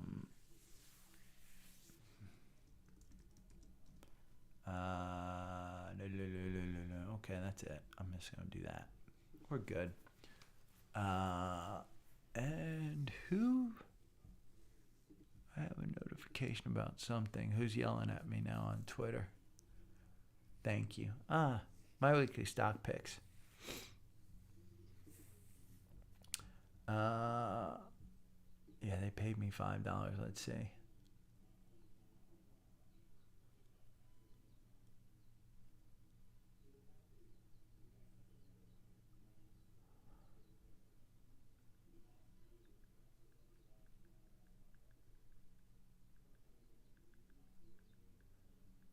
I don't know what the hell.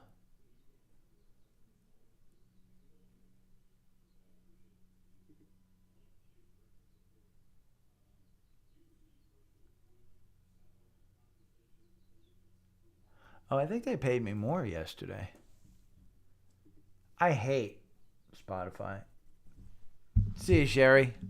See you tomorrow.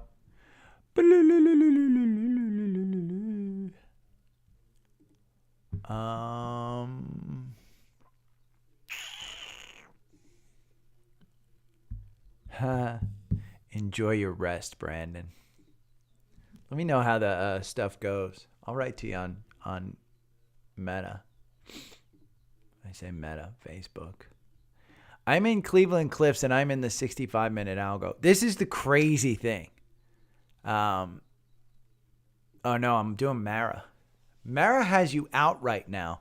Just got you out as a 7% gain. I'm probably going to get it. You know what? I'm going to... Let me expand.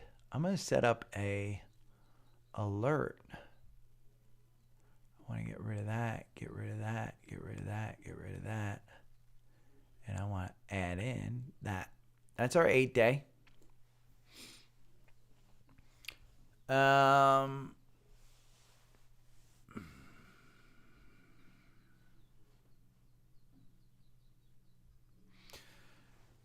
Christian, let me try and set up this alert. I'm going to try and set up this alert. Create alert at this time.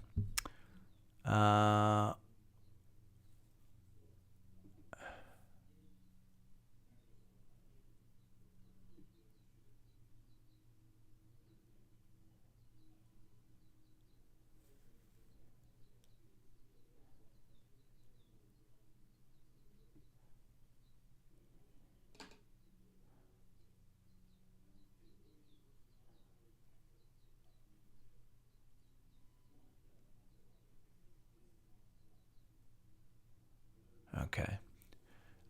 When it closes above the 8-day EMA,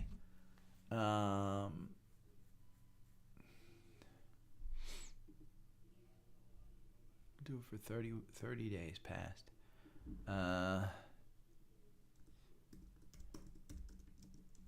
Buy.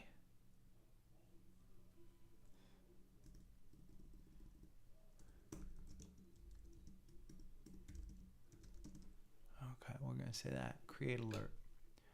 Boom. Breakthrough. What is this? Let me see.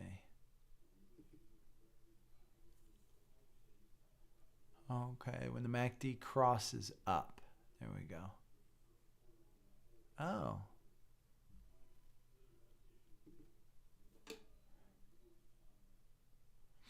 I could probably do that.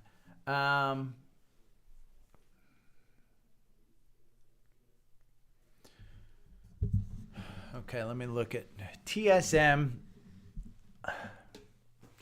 You're bringing in my foreign policy experience when I used to run the State Department, Christian. TSM is still, even though Buffett got out, I think Buffett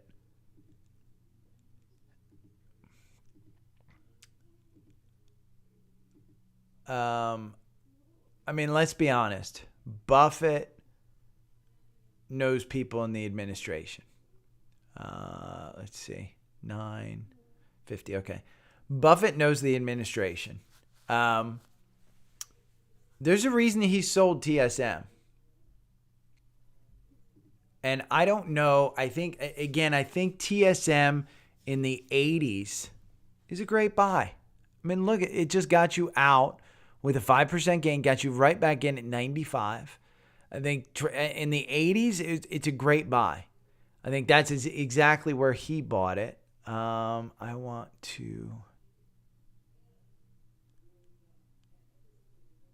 don't want this one. Let's run the 4-hour.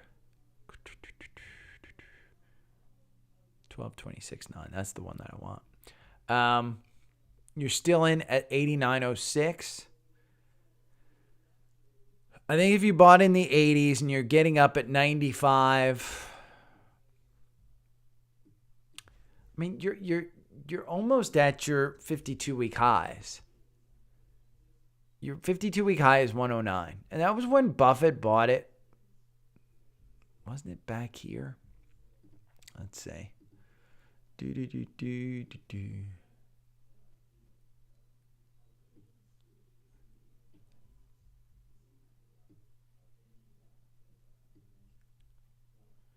This is January 2022. So you've passed your 52-week highs are at this point last year, which is right around here. You were right here at 52-week highs. So your 52-week highs are going to be coming down.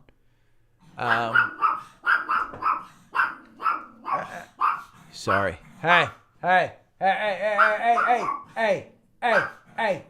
come here. No. They're your friends. You have played with them before. Come here. Okay. Hey, come here. Come here. Penny. Hey.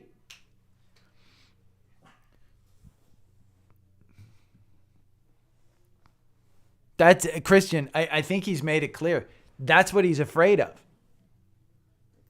I think, he bought in at about the same price, I think. I want to say it was right. This was the gap, 73 to 77. That was the gap when he bought. It covered that gap back there. And he got up here. He sold, I think, in the $90 range. I think there were two reasons. Valuation, which wasn't crazy, still isn't crazy. The PE is 14. But it's a risk. And one thing Buffett doesn't like is risk. Buffett hates risk. I think it just got too hot of a potato for him. So, let me see. Okay, I don't have delete. Let's see.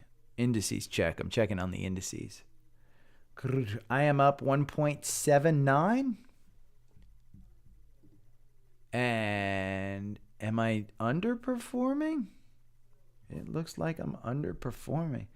Yeah, the NASDAQ is up 2.3. I'm overperforming the S&P. But wow, I'm underperforming. And by the way, I was only down 1% yesterday. I need to text my parents. Christian, my guidance to you is if this is making you worried or making you lose sleep or all of a sudden you feel a tight pain in your chest, 76 to what? 95? Is it short term? I think it's short term. I'd probably take the profit because I think as we get into this, if the banks start coming down, semiconductors are going to come down. If the look at Shopify. Shopify's up 3% today. I said buy that at 40. It's at 46. You're seeing some really big movers today. After yesterday's downward turn. Again, I think we're in this when you look at SPY. I mean, it is kind of clear if I look at a 4-hour, again, 2 candles per day instead of a daily, and you just look, we're in an upward trend, and we're going to use, it's trading at 398. That resistance right there is 4,000. It hit 398. We're trading at the highs. 4,000, I think, is your thing. Yeah, if it were me and I had that gain, and I say this, but remember, I always kind of identify before I get in what my target is. And not price target. I usually do by time frame. Like Devon. Devon, I identified as long. I still haven't held it a year. PXD, I identified as long. I haven't held it a year. I'm trying to think of other ones that I've bought. Wells Fargo, Bank of America, all of them down, but I haven't held a year. So I think it really depends on where your thought process is. If you can hold it a year and not worry about it or dollar cost average in, you're good. If you think war is going to come, and I think yesterday's meeting between Xi and Putin, where, let me see, I posted it. I know I posted it yesterday. Gwyneth Paltrow ski crash. If you want to know how I feel, this right here, that's Xi, that's Putin. President Xi tells President Putin, change that hasn't happened in 100 years is coming, and we are driving this change together. That worries the F out of me. That's China and Russia saying, hey, the U.S. has led the world. We're going to change this. And, you know, they do have the power to do it. Between the two of them, they have the power to do it. Absolutely have the power to do it. They don't have the power to take us down, but they have the power to unify and to make specifically semiconductors difficult. Now, is Taiwan going to let that happen? I don't know. I mean, Putin is selling his cheap energy to Xi. So Xi is like, yeah, you're going to sell us cheap energy? We'll do your bidding out here in the West. In the East, I mean. So, I think it's dangerous. I don't own Taiwan Semi. What do I own AMD, I think, as far as chips. AMD, Qualcomm. Not NVIDIA. So, do not get me started in this rabbit hole, man. I got to go. It's 11:06. Christian, love you guys. I am out of here. I got to go get ready for some pine straw delivery. Take care, you guys. Have fun. Let's hope the 2%, 3% gains kind of stay. Talk to you later.